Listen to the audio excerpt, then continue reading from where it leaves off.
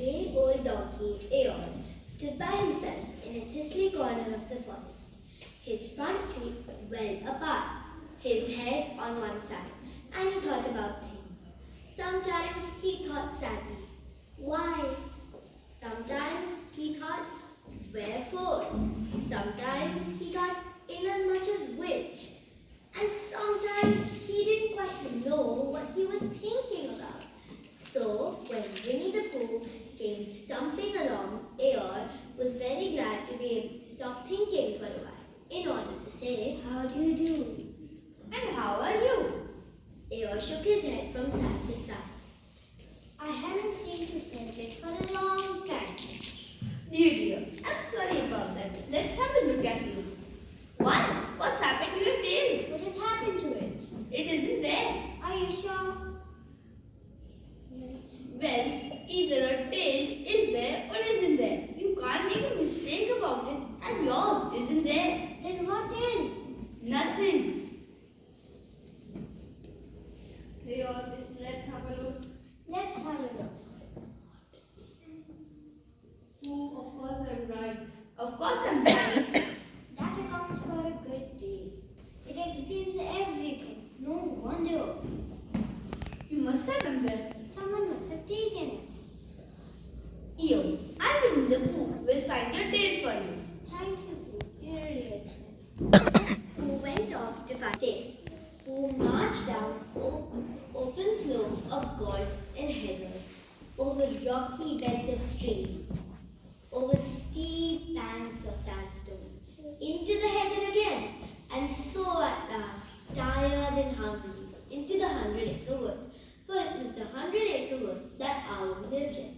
And if anyone knows anything about anything, said Pooh to himself, it's Owl who knows something about something, he said. Or my name's not Winnie the Pooh, he said. Which it is. Yeah. So then, Owl lived at the Chestnuts, an old world residence of great charm, which was grander than anyone else's. Or so Pooh thought, because it had both a knocker and a bell-pull. Underneath the knocker, there was a notice which said, please ring if an answer is required. Underneath the bell-pull, there was a notice which said, please knock if an answer is not required. These notices had been written by Christopher Robin, who was the only one in the forest who could spell. Owl, wise though he was in many ways, and could spell his own name, Wall, went all over to pieces on delicate words like measles and buttertoes. Pooh read both these notices very carefully. First from right to left, first from left to right, and just in case he had missed any of it, from right to left. And then, to make quite sure, he knocked and pulled the knocker, and pulled and knocked the bell, and called out in a very loud voice, Owl, I require an answer. It's Bear speaking. And the door opened, and Owl looked up. Hello, Pooh. How's things? I'm sad because you, who's a friend of mine, has lost his tail and he is moping about it. So, could you very kindly tell me how to find it for him? The customary procedure in such cases is as follows. What does customary procedure mean? For I am a bear of very little brain and long words bother me. It means the things to do. As long as it means that, I don't mind. So, the thing to do is as follows. First, we issue a reward, then... Wait, what to do? You sneezed just as you were going to tell me. I did sneeze. Yes, you did. Excuse me, Pooh, I did. You can sneeze without knowing it. Well, you can't know it without something having been sneezed. What I said was first issue a reward. You're going to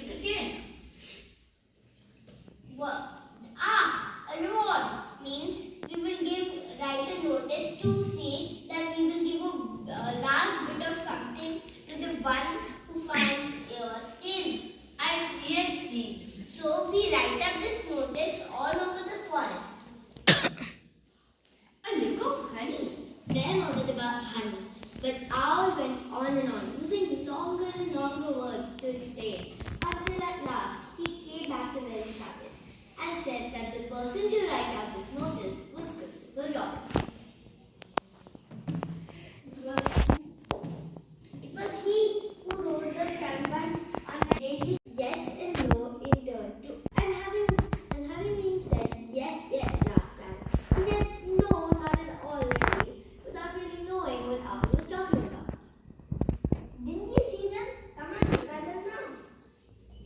So they went outside, and who looked at the knocker and the notice below it, and he looked at the bellboy and the notice below it. But the more and more he looked at the bellboy, the more and more he thought that he had seen something just like it, somewhere else, sometime before. It reminds me of something, but I can't think what it is. Where did he find it? I came across it in the forest. At first, I thought somebody lived there, so I rang it. But nothing happened, so I rang it harshly. And then it came off my hand. And then nobody seemed to want it, so I took it home. Ow, you made a mistake. Somebody did want it. And who? Eeyore, my dear friend Eeyore. He was fond of it. Fond of it? Attached to it. So with these words, he unhooked it and carried it back to Eeyore. And when Christopher Robin had nailed it back on its place again, Eeyore fizzed about the forest, and Winnie the Pooh came over all funny and had to hurry home for a little snack afterwards. And wiping his mouth half an hour after, he sang to himself